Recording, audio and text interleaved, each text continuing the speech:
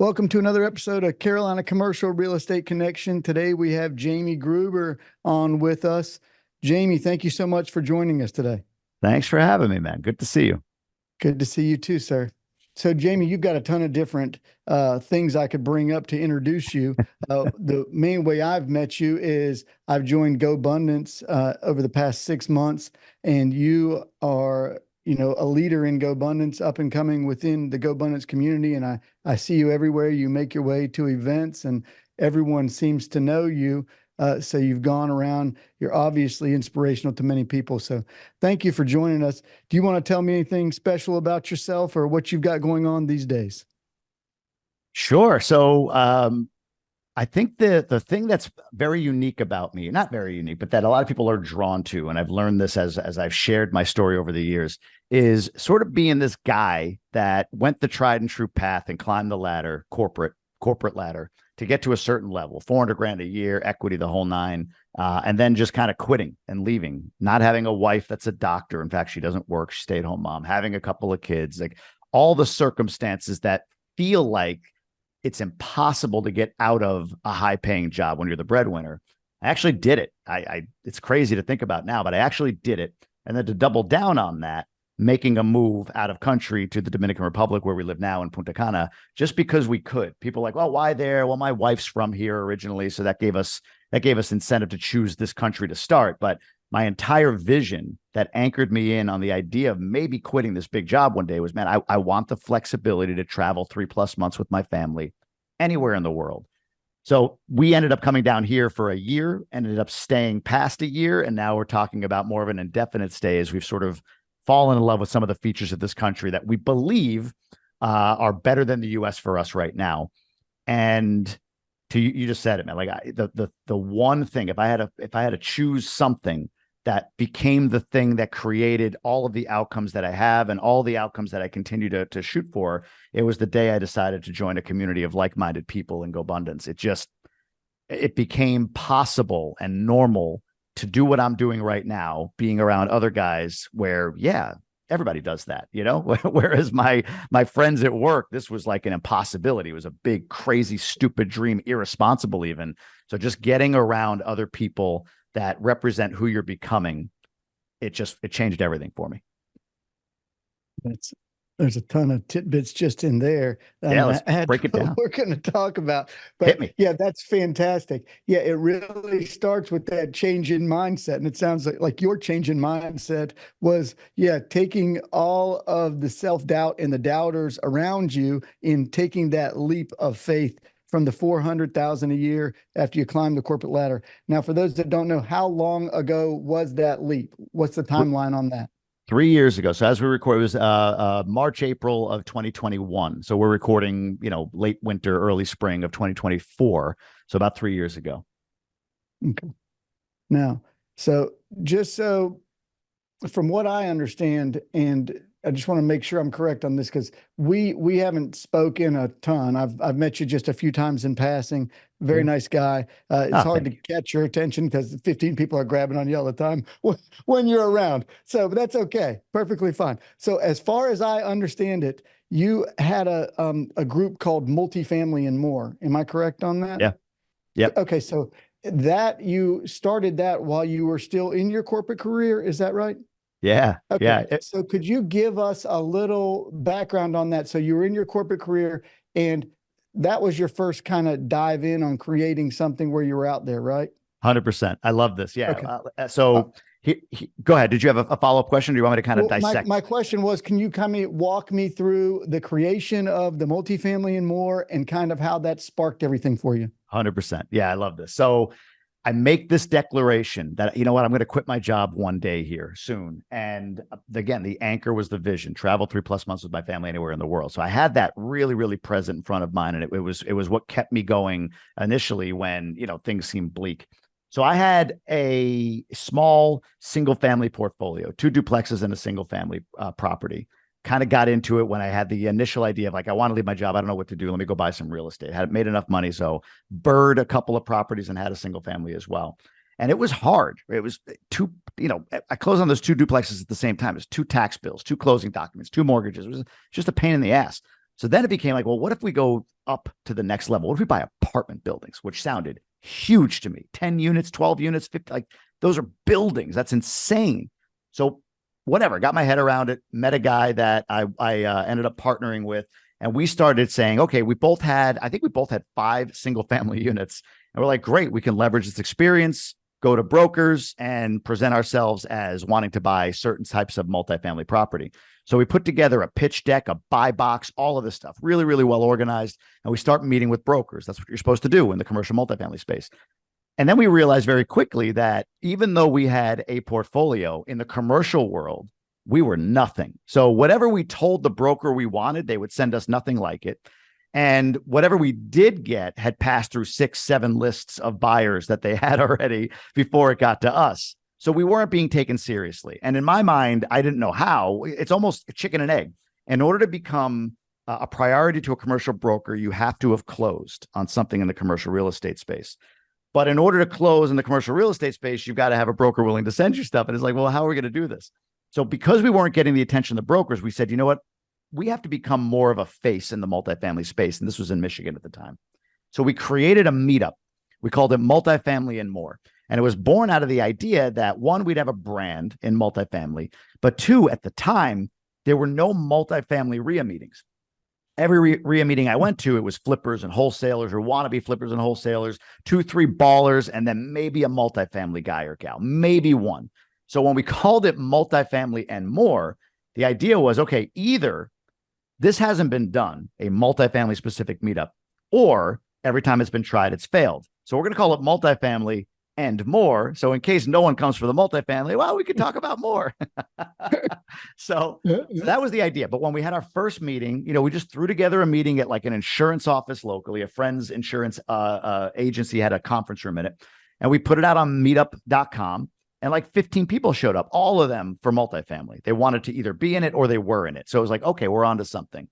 And that just sort of grew. Mind you, we had no multifamily experience at this point, right? All we had was some education. We had learned how to analyze a deal. So we just shared our journey with the room and kind of created community around it. And that brand got us the recognition and the partnerships to buy deals from that point forward. So the idea of the brand was really, how do we overcome or circumvent brokers in our market so that we can get attention around buying multifamily property, raise capital, meet partners, whatever it might be. And it worked. That's amazing. So this boils down to something that I think a lot about, and it's just a quick analysis of something that you're going through. So everything starts with you create the vision, right? Yeah. So then you create the goal of what you're wanting. Then you clarify that goal, change your mindset around it, and then you take action. And it's amazing what things spark out of these things. So you just kind of envision it in your head. You say like, yeah, we don't know anything. We've got a little bit of education. Maybe we're listening to some podcasts or whatever. All of a sudden you turn from something of nothing into creating something. And this has sparked that move in your life. If we would go back, is probably what has sparked the momentum that has just continued all the way forward to where you are now. So Kanye, 100%. You eliminate those limiting beliefs off of the one step, and then it becomes the next step, and you keep on resetting those goals. So that is awesome. So can you tell me and go through kind of some of the goals and mindsets that you set back then and where you are now based on that? Yeah, the goal was, can we get deals? Can we raise capital? That was really it. We didn't have a specific number of deals or amount of capital raised or whatever. And very shortly, I think 2 months after we started the meetup, we got our first deal under contract from the meetup. So married couple had an 8-unit under contract. The owner had 2 8-units that were sort of non-contiguous. And they said, hey, if you guys want to come on, then we can get both 8 units and, put this 16-unit portfolio together. And that's what we did. So the goal was to be able to get a deal, and we did. Then shortly after that, we had a 22-unit that we were small partners on in Cleveland, with a person that was running the Cleveland chapter. So our multifamily and more little Michigan meetup became a chapter model after a while. And so we were starting to get deals. The interesting thing for me personally was it was this exploration that I think a lot of people that are in W-2s especially are unwilling to do, me included, because you get afraid if you make the wrong decision in whatever this side hustle or plan is to get out of your job. If you make the wrong decision, then, oh my God, I'm going to be judged for that. I'm going to fail. And we just don't like failure in W-2 world. So the lesson in it was I went all in multifamily. That was my thing. I was okay, I'm going to be a multifamily investor. And I really love multifamily. I still do some multifamily investing today. We could talk about that. But the brand part, like by going out and creating a meetup off of the multifamily, that was really the joy. I really enjoyed the conversations around this, the types of people that you meet, the mindset shifts that you had, the community that you built around, what real estate investors typically are. Most of us don't want to buy real estate for the sake of buying real estate. There's a purpose involved in it. I want freedom. I want, travel. I want to be able to travel. I want to take care of my family. I want to build wealth, whatever it might be. So for me, the lesson in this was, wow, okay, without taking step one, which is I'm going to go buy multifamily. And I pictured I'd have 100 doors and I would just be operating my multifamily. That was my image back then. That was what I wanted to do. But if I didn't go down that path and learn, like, maybe that's not quite what I want to do. Like, I want to have multifamily representing my portfolio and my wealth, but my active work and what I love doing is brand, podcast, all of that. Wouldn't have learned that by not starting in multifamily and then creating a meetup and then getting to know that, wow, getting on podcast or whatever is a lot of fun. And I enjoy that. All right. Well, yeah, we got to get into how that transpired. So first, going back real quick. So you brought up, and I did want to get in. So you got the multifamily and more and kind of created a chapter model, and it grew beyond just your location. So could you quickly kind of just go overview how that happened and how that grew? So we started this meetup, we would talk about it. I would post it on social and friends would see it. GoBundance members, people. I was at this point in the GoBundance community. And they'd be like, hey, man, that's really cool. Like, I see this meetup that you're doing. Like, how'd you do that? And I got that question enough times where I wrote it out. I was like, let me just make a sheet, like a SOP, what platforms to be on, how to start it, how to build it, whatever. Just like a 2-page document, just bullets on a page, essentially. And I would send it to them. And many of them would say, this is great. Have you ever considered, like, could I just call it multifamily and more in my market? And I forget the first one. It might've been Cleveland. And I was like, you know what? Yeah, why not? Why not? And again, completely disorganized. There was no contract signed. There was nothing behind it. Like, yeah, sure, cool. Like this, we'll open a Facebook group, and this way we at least own the Facebook group. You can have this process. You'll call it multifamily and more. We'll give you our branding, and yeah, we got this chapter, and that just kind of went, untamed. We got like the 21 chapters. Like, yeah, whoever wanted one could have one, kind of thing. So yeah, it grew. We started having like chapter leader meetings. So we'd have like 20 people show up on a call, and I would talk about things that I learned in terms of facilitating the meeting. So it wasn't even about multifamily, these leader meetings. It was how do you structure an event? Then COVID happened. How do you structure a virtual event? What about this? What about that? And we'd had kind of a central meeting virtually before COVID ever happened for every member of every community that they could come into. We called it a virtual mastermind. And then every chapter would have their own in-person meeting locally, and before they had to pivot to virtual. So yeah, we just sort of expanded it, had no organization or structure behind it, to the point where, flashing forward, when we finally got to a point where it was like, okay, we could probably really structure this and do something with it, I had moved on to other things, honestly. And it was like, you know what? Great learning. It's too heavy. It feels too heavy to unturn the grinding wheels that are already in place. Let's just set this down and move on to the next thing. Move on to the next thing with the lessons that we took, or I took, from multifamily and more. But that's how it was, just an organic sort of like, I really like what you're doing. How do I do it? Okay, cool. I'd love to do it with your support. Can I do that, by calling it my chapter multifamily and more, and you're there to guide me? And I said, yeah, sure, let's do it. And kind of learned along the way. Yeah. Well, good things happen to those who are good to others. So obviously, you've gotten paid back tenfold for doing that and helping others, mindless and, with no motivation behind it, just helping others and leading groups. So that's great that you've done that. So in this 3-year time frame, right, we're talking April 2021 to now, and I know you've been in DR. I think you're on year 2 or almost at year 2. You started for a 1 year, and now you're at about a year 2. So this happened pretty quickly. If we're backtracking, if we're only a 3-year backtrack, then it's really 1 year in, and you're already, you had clarified that you wanted to get out, get that freedom, and move to the Dominican Republic. What enacted, and how did you move so quickly on that? It's like an iceberg, right? You see ever see those images of an iceberg, and like you see the tip of it, and the tip of it is the outcome, but then underneath the surface is the base of the iceberg, most of the iceberg, and all that happens. All the foundation was set while I had my job. And that's not because, not even intentionally trying to leverage my job, but today, if you were to ask me, what do you do? So I have a podcast, Tribe of Millionaires, that's growing and become top 1%. I have GoBundance Emerge, which is my partnership with GoBundance for, call it, future millionaires. So for those that don't qualify for GoBundance men or women, they can join GoBundance Emerge. So I have that as a business. Off the podcast, I created a production company recently, and that's starting to kind of spin up, and it's a lot of fun we're learning a lot of fun to build that. I've got the commercial real estate syndication business that I'm partners with called Quantum Capital. Again, partners are all GoBundance people. All of those things are what's happening today. Right? I'm probably missing something that I can't think of. It's too many things, but most, if not all of that, was formalized. The foundation was while I had my job. It was go try to buy multifamily. That leads to multifamily and more. Multifamily and more starts to get recognition as like a unique way to network and get results in real estate. So I was being platformed by conferences, podcasts, not on multifamily per se, but how do you network effectively in the multifamily space? That was kind of the niche I carved out. I kept being asked to come back and speak at these events. And that culminated while I had my job with Brandon Turner, again, a GoBundance connection, saying, "Hey, dude, you haven't been on the podcast?" I'm like, "No." "Oh, I thought you had. Let's get you on." So that all happened late 2021. Late 2020. The episode releases early 2021. Emerge had started right around that time as well. So all of this is happening before I quit the job. Once I quit the job, to be honest with you, in my mind, it took me a year and a half, which was about how long it was before we moved down here, to just make sure I wasn't going to go broke. So it felt like for that year and a half, it was duck and cover.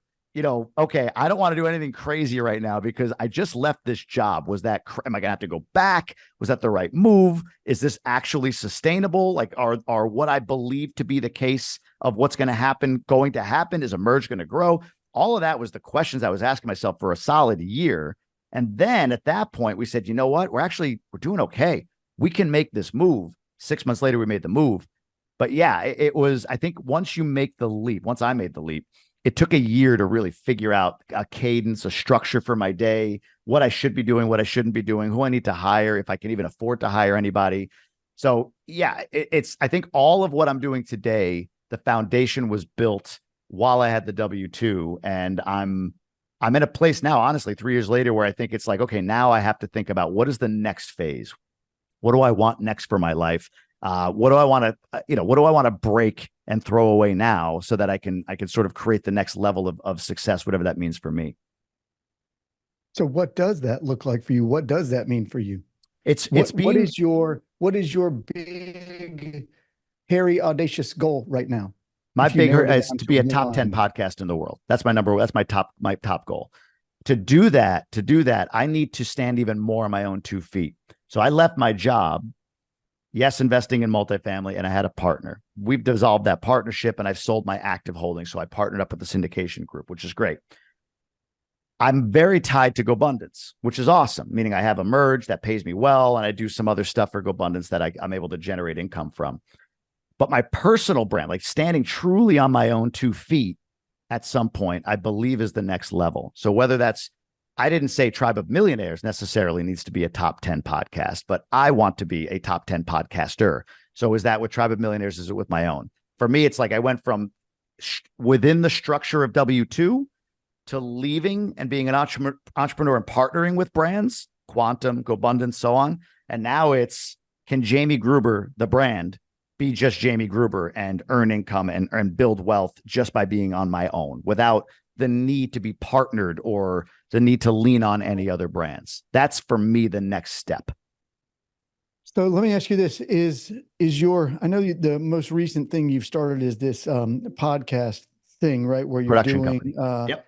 You're helping other people. I think, figure out how to get in the podcasting world, and then you're working on editing and helping. Is that solely on your own? Yeah, it is. So okay. I partnered with it's funny. I partnered with a guy that I used to work with, and the objective for me is to get him out because he doesn't want to be in his job either. and he's an amazing operator. So this guy, he does all the back end. That's a lesson from starting Emerge. Like I was trying to do it all. I'm not good at it. So yeah, this is all on my own. GoBundance is a client. So I host the GoBundance podcast, and GoBundance is a client that pays my production company to produce the podcast that I host. And then we produce for other podcasts as well. So completely on my own. That is the first true standalone business that I've started. Awesome. And that's been going on for, it's like 6 months. Is Less. about? Yeah, about Less. 3 or 4 months at this three point. Or 4 Yep. months. Okay. Yeah. Well, that's fantastic. All right. And so the goal long-term is to be top 10 podcaster in the world. So based on you're doing the Tribe of Millionaires now, and that is a top 1% podcast, where would we say that is in the top like 1,000, or how does that? It's a great question. I don't know. I don't know. There's so many different cuts of that. It's like entrepreneur podcast, self-improvement, top this, top that. We've hit top 100, I think, in entrepreneurship once or twice. I feel like we hit top 100 in self-improvement. So the category matters. And I'm looking to be more globally top 10. So like Rogan, Lex Friedman, School of Greatness, that kind of level. What's his name? Diary of a CEO, that sort of thing. That is hairy and audacious. Big, hairy, and audacious. What is your timeline on this, Jamie? What's your timeline? I don't have one. I actually learned to put timelines down a little bit. And here's what I mean. Like, do I want to do it in the next 3 years? Yes. I mean, sure. That to me is a reasonable amount of time to achieve that with the right focus. That said, I remember being coached by somebody, and they said, hey, if you didn't achieve that goal in 3 years, but you did in 4, do you consider it a failure? I was like, oh, no. They're like, okay, like timelines are good. You should have something kind of a mindset around, but don't get so locked in that, if you're not right where you want to be in 2 or 3 years, like you got to check progress. And that's where I am right now. Like my big, hairy, audacious goal is to be a top 10 podcast.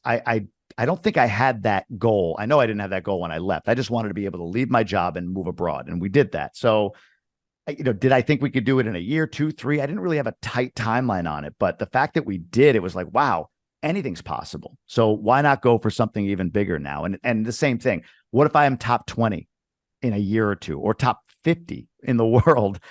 It's a pretty good life. Like I'd be solely podcasting, which is the essence of it, right? All I would need to do is podcast. I could earn income, which would allow me to, do what I do, buy real estate, buy companies. I can earn a significant income if I'm a top 50 podcast, right? So top 10 isn't even like, if I don't hit that, it's not successful, but that's the aim. I want to go as high as I possibly can. That's awesome. Okay. Yeah. Real quick on that. I heard Grant Cardone tell you that, and his wife. I interviewed both of them, Grant and Elena, and they're like, we want to impact 8 billion people. They're like, there's no way we can do that. I'm like, okay, so why go for it? Like, well, why not? If I go for 8 billion, it's the old adage of if you shoot for the moon and miss, you'll land amongst the stars. But they're going to go for impacting every human on the planet, which is crazy. And they know it's not achievable. I don't think top 10% is not, or top 10 is not achievable. I believe it's achievable. It's going to take a lot of work and effort, obviously. But if they can set the target at 8 billion people, no excuse for me not to set my target at top 10 and then be honest with myself. If it's top 15 or 20 or 30 or 50, I'm still doing pretty well. Or if it takes 10 years instead of 3, you're still doing it, right? Correct. I'm having a lot of fun doing it. So, and you're having a lot of fun doing it. So, all right, let's jump back. I know, because you're going forward and catch. I'm going to catch you on some of your stuff a little bit more. So going back, you were in Michigan and had the goal to move to the DR, which a lot of people have goals to do that or get a second home or whatever. And a lot of them don't take action. So you actually took action moving out of the country. Now, your wife is from the DR. How many times had you been to the Dominican Republic prior to doing that? 30. Oh, 30. We've gone a bunch. Yeah. Okay. You've gone quite a bit. All right. Yeah. So now, how is it different getting a property in the Dominican from the U.S.? How would you get a loan on that? Do you even get a loan? Is it all cash purchases when you're buying down there? You can purchase cash. That's the best way to do it. It's very similar. The only difference, meaning mortgage processes are very similar. It's a little bit more paperwork here, just by virtue of the I don't know, the culture here is much more like chill. So there's not as much of a of an organization. Like they'll give you the list of things you need, and then once you show up with the list of things you need, they're like, oh, you also need this. Kind of come back, and people here don't get mad at that, right? Like Americans do, like, what the hell? You gave me the list. So very similar. You can get loans 80-20, 20% down, 80% loan, that sort of thing. The differences are the interest rate's a bit higher, depending on if you're buying in dollars or pesos. So if you're buying in dollars, probably could get 8%, 7% as a loan rate, 30-year amortization. But there's typically a fixed period, and then it's almost like an arm. So it's typically like a 5-year fixed period, and then it becomes variable after that. So that's one, I guess, two differences. One is the percentage of the interest rate is higher, and the interest rate becomes variable after a certain amount of time. The other thing here is construction. So buying pre-construction properties is typically, it's something like $1,000 to hold it. 20% is due within 30 days once the purchase and sale is signed.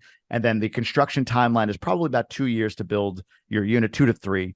And in that time, you have to pay another 30%. So people will do like, I'm buying a $200,000 property. They'll put $40,000 down essentially within 30 days. And then $60,000 needs to be paid over the course of the construction, say over 2 to 3 years. At that point, you owe the other 50%, which could mean you go get a loan, a mortgage, and that pays it, or you've got the cash, the $100,000, and you buy it. So that's a little bit different or unique. What's surprising down here is, I think for most, is the cost. So we're looking right now to buy a property in the community that we live in. And I mean, to get anything under $700,000 is nearly impossible. It is impossible unless you're buying a complete gut job rehab. So most people associate someplace like the Dominican with like, $30,000 you buy a mansion. Like, nah, not in the places you want to live. Right. So that's a little unique or different, or maybe a surprise for some, is how expensive real estate is down here. Yeah, I think we all missed the boat on that a while back. Now, are you in the Puerto Plata, Punta Cana area? Which side are you on? Yeah, we're Punta Cana, so southeastern part of the island. Beautiful. That's amazing. All right. Okay. That's awesome. Yeah. I think, these days, you can look at it in multiple fashions. I'm really a believer at this point that I've got, 4 young children. I would like to have dual citizenship out of a different country, just because I'm not positive where the U.S. is really going these days. So I think it's a fantastic idea for, someone to do that right now, is get, residency in another country where when you don't know what's going on, you can be able to move your finances pretty easily, and you can get your family to another country pretty easily if things hit the fan. 100%. And that's the nice part. My wife was born here, immigrated at 12. So our kids got citizenship with like a couple of pieces of paper. I'm in the process of getting citizenship, but I completely agree. A second passport. I mean, is the Dominican passport like the most ideal one? No, but it's a second passport, and it's the easiest path for me is to get a passport here, because I'm married to a Dominican woman. So an attorney signs some paperwork. I fingerprint it, sent to the FBI so they can do background checks on me, send it back here, and voila, I'm a citizen and I can get a passport. So right now I'm technically, I guess, an illegal immigrant in the Dominican Republic, but they don't really disincentivize Americans, Canadians, that sort of thing, from living here for a while. So so you can still, just to be clear for anybody listening, you can still get the loan terms you're talking about when you're not a citizen. So it doesn't have to be that your wife is Dominican and that's why you're getting these terms. Anyone could get these terms, right? Anyone can, and more than that, honestly, again, if you're buying in pesos, it's worse terms. So like US dollars get you better terms. So if you're from the US, and there's a lot of incentivizing for investors to buy down here. So just a couple of little quick things about DR. One is, if you buy property in what they call the Confotur zone, that's an acronym, CONFOTUR, Confotur. Let me take it a step back. If you went to buy a property today, the way it works is it's a 3% transfer tax on the price of the property. So you buy a $500,000 property, there's a $15,000 transfer tax due up front once you transfer the property.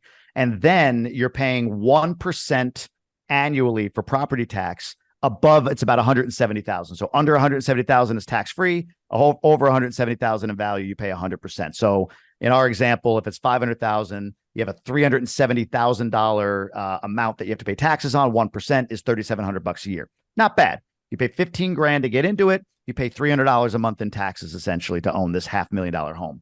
But if you find a property in a Confortor zone, and there are many, especially in the two places you mentioned, Punta Cana, Puerto Plata, if you buy in the Confortor zone, the transfer tax is waived, so that 3% is waived, and your income or your property tax is waived for 15 years. And if you buy, this is important too, if you buy that inside of an LLC, essentially, I think a Dominican version of an LLC, then when you go to sell, whatever's remaining of your exemption status transfers to the new owner. So it's a really great sellable proposition if in 5 years you want to sell to the next person. If it's in your name, that it's gone. The Confortor is gone. That new person has to buy and pay the transfer tax and pay the 1%. But if it's in an LLC and you sell it to the next seller, you could say, hey, you buy my property, you get the 10 years remaining of no taxes, essentially. So there's some benefits to buying and then buying in an LLC so you can transfer that over if and when you decide to sell it. That's awesome. Yeah, that's great information. Thanks so much for sharing. Yeah, Sure. me, I'm looking, so that's good information for me personally. So Yeah. that's awesome. All right. I want to jump into something else now outside of this. So within GoBundance, you mentioned briefly, you have been leading and growing the emerge side of GoBundance. For those who don't know, could you briefly explain the emerge, what it means inside GoBundance, and kind of tell us your background within the emerge and how you have grown it? Sure. I joined GoBundance, so we have these levels. We always elite and champion. Back then it was 1 to 5 million elite, 5 to 10, 5+ million champion. That's updated recently. So I've been an elite member for 5 years now. At a certain point, a couple of years ago, it bumped to 2 million for elite and 10 million for champion. And it was, I went to the founders, the elders, we call them, so goofy, but I went to the founders at one point when honestly, all of this stuff in my life was happening. You know, like I was building this multifamily portfolio and my pod is holding me accountable to bigger things and all of this stuff. And I said, guys, look, I've gotten such value from this community. What is the number one thing you're working on right now? They're like, you know what? We would love to have a GoBundance, just like we have it now, elite champion, for people that are not yet at that level, but structured the same way, looks the same way. And they had the name Emerge. That was not my name. They came up with Emerge. And they said, do you want to partner on it? I said, sure, I'll partner. I'll build it. I'm an insurance executive and I'm going to build a mastermind. So again, just kind of taking that leap. So I go in, I'm looking at it, you know, we're at the time it was like, well, how do we want to structure this? We did like a course and a community and we just sort of tested it out and tried it and everything. This was in late 2020. And the first 30 people that joined, they were like, we went through the first 3 months as like our test phase. And they're like, man, this has been amazing. They got connection to GoBundance Elite and Champion members. They got the content essentially of GoBundance without, you know, like not the same content, but they got the same structure of content. They get to build these communities. They're getting accountability. They're using the one sheet, all these tools we have within GoBundance. So what Emerge looks like, honestly, is exactly what Elite and Champion look like. So anybody that joins those communities, it's, you know, you've got an accountability group, you've got content, you've got local chapters, you've got events, you've got all these things that you get to participate in. And we built that the same way for Emerge. Only differences are, one, the first 6 weeks we structure as onboarding. So we do kind of a module weekly with a live call with me each week to make sure people are clear on everything you talked about. Week 1 is vision. Week 2 is goals and creating the one sheet. Week 3 is planning. Week 4 is, you know, getting into how to leverage the tribe. Week 5 is how to have a great Go pod or accountability pod. So we use that first 6 weeks for onboarding. That's the one key difference. The other one is that we're co-ed. So there's GoBundance men, there's GoBundance women, GoBundance Emerge is co-ed. So it kind of feeds either one. So the best way to look at it is like, I want to join GoBundance. It's like, okay, where's your net worth? Depending on where your net worth is, you either come in at Emerge, at Elite, or at Champion. And obviously, if you're Elite, you're going to be a Champion. If you're Emerge, you're going to be Elite. And that's kind of what it's all about. That's awesome. Yeah, and the other thing that I find great as a business owner and that you've kind of enacted within Emerge is this ability to look for a number two. So someone that's within that community, a lot of times, you know, you would love the ability to meet someone that is a little farther along in business than you. You might just be, you know, younger, newer to business, and you have the ability then to interact with successful business people being in that Emerge. You can interact with people that are in Elite and Champion, and we're looking constantly. People that are successful are looking for the next and the greatest and who is up and coming, who is motivated out there looking to make a difference and looking to grow individually and help out a team to grow. And that offers them a humongous opportunity. In my opinion, that's one of the biggest opportunities of being in Emerge. And so you've enacted something within that, haven't you? Could you expand a little bit more on how you've kind of worked with that? Yeah, we've fits and starts, but we built what we call the partner portal, the GoBundance partner portal. So, to give you an idea real quick of the avatar of an Emerge person, because when we started, we were thinking this was going to be like your young and up and like 22, just getting started. But what it really is like 35 to 45, mostly men that are making maybe 150 grand a year, married, 2 kids. But to your point, they're just getting exposed to the idea that, oh, I don't have to just work a job and put the company match into a 401k. So they haven't built a ton of net worth, but they make a good living. And they're like, wow, how do I get myself to another place with this?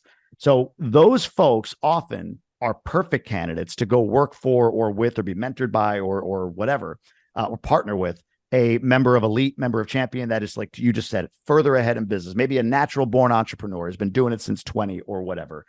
So yeah, so the partner portal is essentially a system we built, or a marketplace, you could say, that we're building or built, that showcases the skills, abilities, desires of the Emerge folks. So it's like, here's what I do, here's what I can offer, and here's what I'd love to be able to gain from a relationship with an elite or champion member. And the ideal is that, and we've had this happen a few times, an elite or champion member says, hey, I'm looking for somebody to run this, or I want to give back and I want to mentor 5 people this year. That's part of my contribution goal this year. I want to mentor 5 people in this sort of avatar, that they can use this partner portal. And we've got to do a better job of communicating it, but they can use this partner portal to dip in like a marketplace and say, okay, Steve is, doing this, doing that. He's got this skill that's ideal for my company. And I would absolutely love to mentor him in exchange for that, maybe some side hustle work with me. Or I'm looking for my number 2. I'm willing to pay 100, 150, 200 grand because I need that great number 2.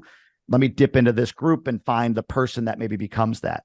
So that's one thing. The other thing is that we've had a lot of members who have a number 2 that they want to develop and get sort of common language around GoBundance sort of terms, right? The pillars you mentioned, the one sheet, all of that have their number 2 go in and be part of Emerge. They're not at the elite or champion level. So as a perk, they pay for their number 2 or number 3 person to come in and be part of Emerge and get all of that education, all of that exposure, the exposure to community. And those folks who have done that, the elite and champion members, have said to me, like, man, just our conversations are better. We're speaking a common language. We understand, they understand what I've been working on forever now, and I can have these discussions with them. So kind of two-pronged. We're making sure that our folks get exposure to elite and champion members for potential partnership opportunities, but also elite and champion members are putting their folks in Emerge for their own personal development.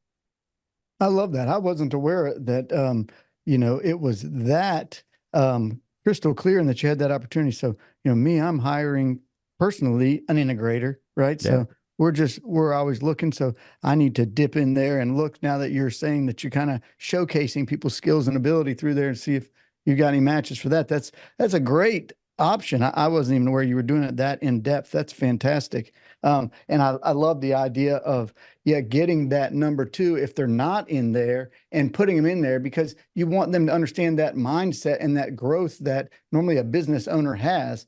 And it's hard to kind of relay that when you get somebody and kind of get them more accustomed to how we're thinking and how we are constantly trying to grow. If you don't have the time to sit and spend all that time with them, getting them around like-minded individuals that are all looking to grow is nothing but helpful to anyone in that type of situation. So that's awesome. Agreed. All right. I appreciate it. So let's go on to the next piece of you. You got so many pieces. I'm trying to get through everything in a timely fashion here. So the next thing that you're doing, and you kind of went through it with Grant Cardone and his wife, you've been hosting the Tribe of Millionaires podcast. So in that Tribe of Millionaires podcast, you've gone from, interviewing some of the normal people day to day to now interviewing people like Grant Cardone, and you're getting this large list of all these humongous people that are in the business world. And, you've really taken it almost to another level.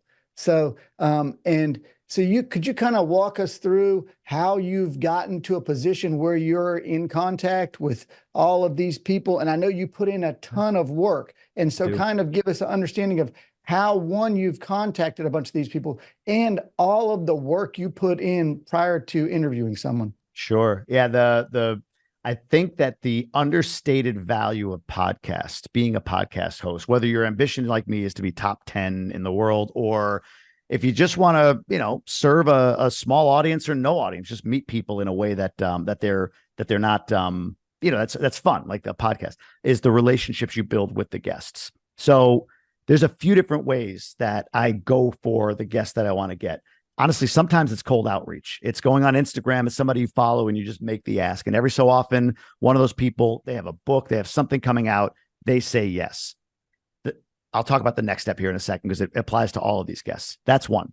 The second thing I've done is I go for the number two. So an example of that might be Cale Owen. You ever heard of Cale Owen? No.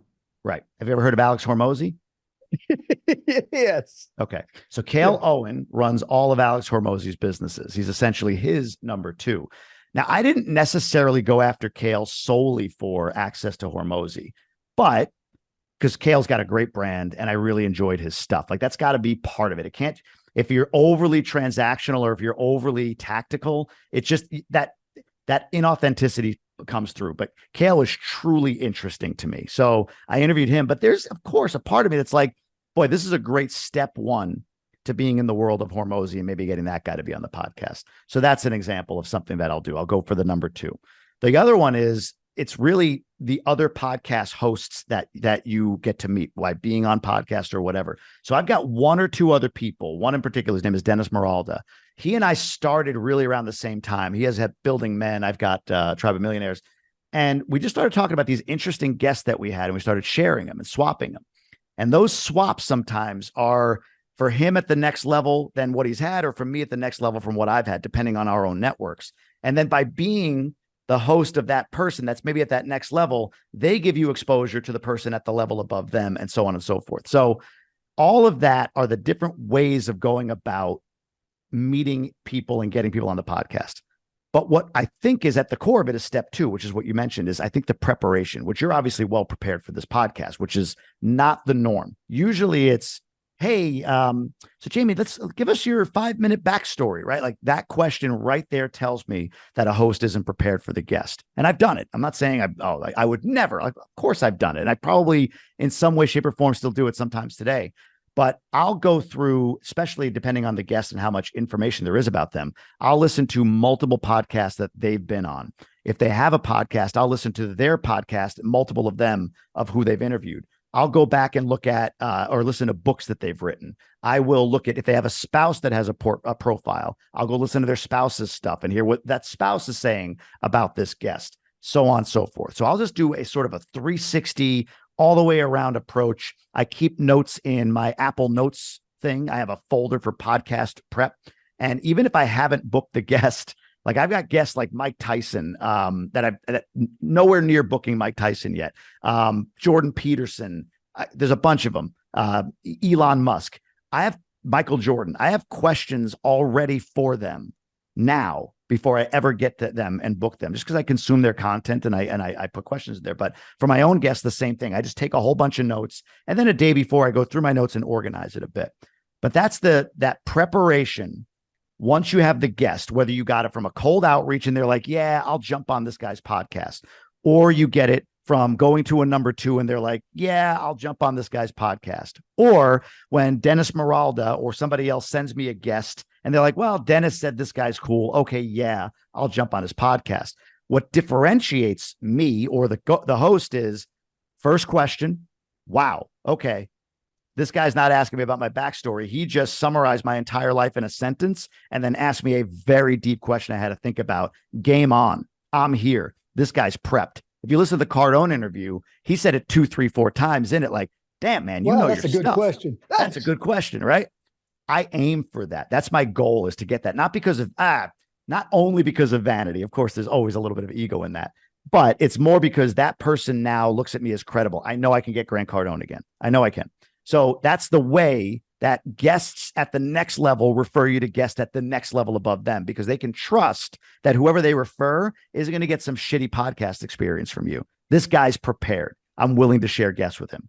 The last thing, sorry, to go into it, the last thing I do is for the guests that really speak to me, like the ones I really resonate with. And it tends to be those I do in person. It's just, I don't know. There's a natural connection you build in person. There's before, there's after, there's during, whereas on a Zoom call or whatever, it's like, it's on, it's off.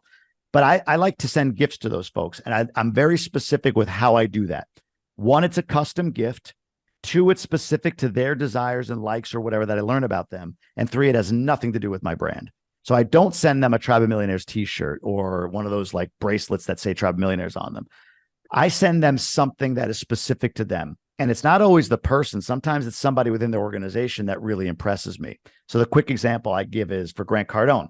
Sherry Hamilton is his number two. One of his two number twos. There's Jared and Sherry. Sherry was amazing in connecting me to who I need to be connected to get on the show. She connected me to Atlanta Cardone's people to get me on her show, or I'm sorry, to get her on my show, so on and so forth. She was just very, very helpful. So I stalk Sherry Hamilton on Instagram. And what I learned about her is she's the chairwoman, and people love calling her that. She had so many things tagged. The chairwoman spoke today. We love our chairwoman, the chairwoman, the chairwoman. Okay, so that's something she goes by. And second, there was not 3 posts go by without her being at some sort of concert, live music, everything from Lil Wayne to like Garth Brooks. She loves live music, obviously.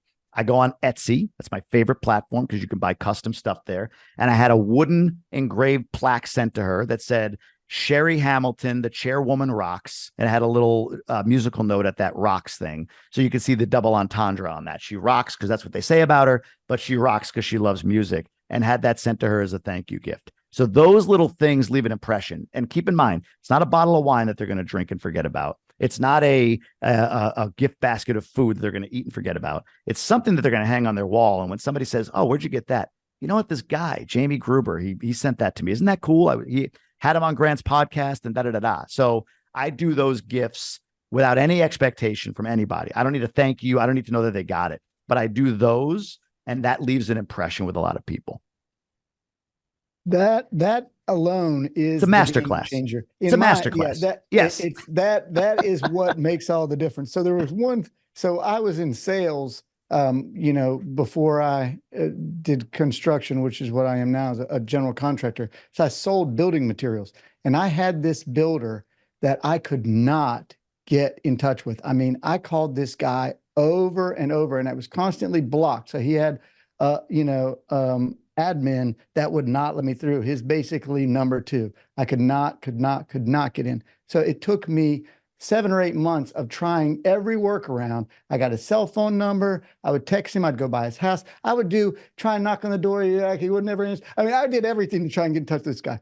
Finally, I bought a pair of shoes and just took the pair of shoes, dropped it off at his office. Inside the box, I put a note, and it was like, I'm just trying to get my foot in the door with you and your company. Can you please take my call? He called me within 15 minutes of me leaving his office from there. So when you get creative and do something like that, that's how you make an impression, something that you don't see every day. So when you're making these long-term impressions with people, and that's what you're doing specifically with guests by, putting something that they're going to put on a wall, not a glass of wine they're going to drink and then throw away, or get them a liquor bottle of liquor they don't even drink, which is what people drop me off all the time. I get these, I don't even drink liquor. I mean, I just give it away to somebody and forget about it. It's like, I don't even remember to tell them thank you half the time, stuff like that. So that's amazing. So congrats to you for doing that and following through with that and not expecting anything in return, but the returns are exponential when you're doing something like that because it's thought out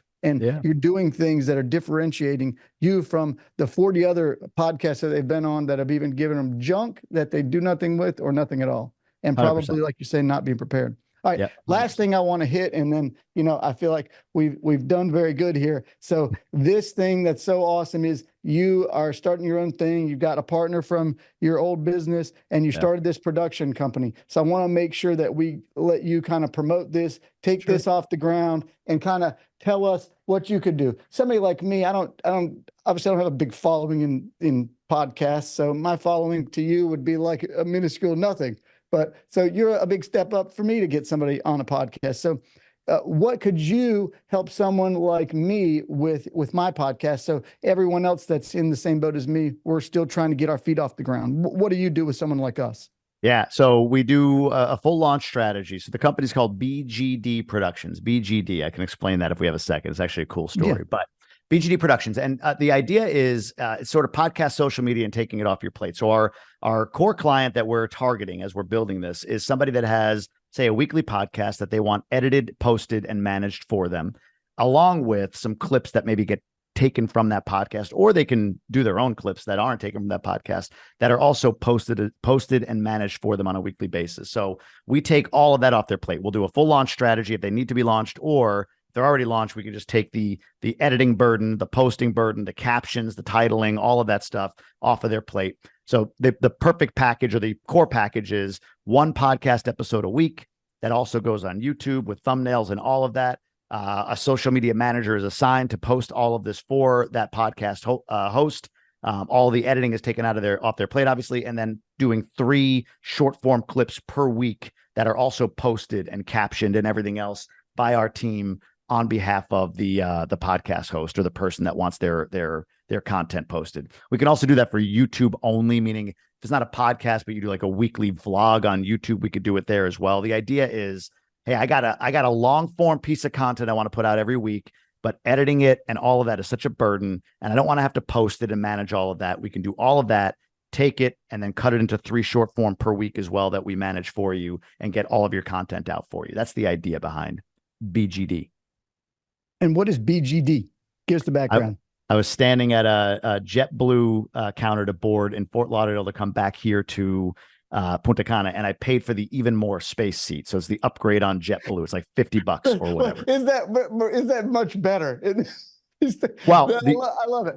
The only reason I wanted it was I wanted to make sure I was going to get my bag on the plane so that I could just deplane and not have to worry about it on the other end, because it takes forever once you get down to Punta Cana. Right. You get to get. So I was in boarding group D, and I wanted to be in boarding group A. So I upgrade the seat. I get to the airport, I check in, and it says boarding group D on my pass still. And I go up to the counter and I'm like, hey, I paid for the upgraded seat. And the JetBlue attendant's like, I see that you're in it, but I don't see that it was paid for. I'm like, well, how am I in it if it didn't get paid for? She's like, oh, I don't know. Cause yeah, you would have had to pay for it. I'm like, that's fine. I could pay it again if you need to. I really don't care. I just want to get the bag on.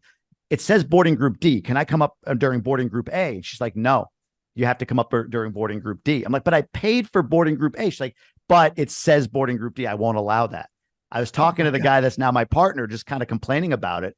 And it was like, you know what? It's just a reminder that you're always going to have to overcome the challenges of whatever else is out there. Like, you're never better than boarding group D. Never forget that. You're never too big for boarding group D. So BGD became BGD Productions, boarding group D. I love that. That was the idea behind it. Kind of a gritty backstory to what we're trying to accomplish with boarding group D. And for someone like me, BGD, sorry. that this type of thing is perfect for someone like me, because you're just, when you're doing a podcast like this, you're just a solo person, and this is just like a side thing that you're doing. So this is not, I'm not making a ton of income on my podcast, nor do I foresee, but I do like to get my podcasts out. So, but if I'm getting it out, it's me doing the editing, me doing the snippets, me doing the posting, me doing the thumbnail. And that stuff takes a bunch of time. So, it's a fantastic thing that you're offering.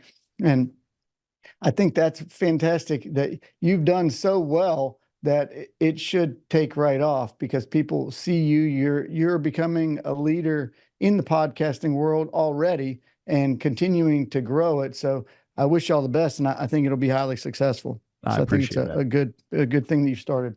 Well, thank you, Jamie, thanks so much for jumping on today. I have sincerely enjoyed getting to know you a little bit better. Hopefully I represented you pretty well today, and you had an okay time. We didn't bore you to death.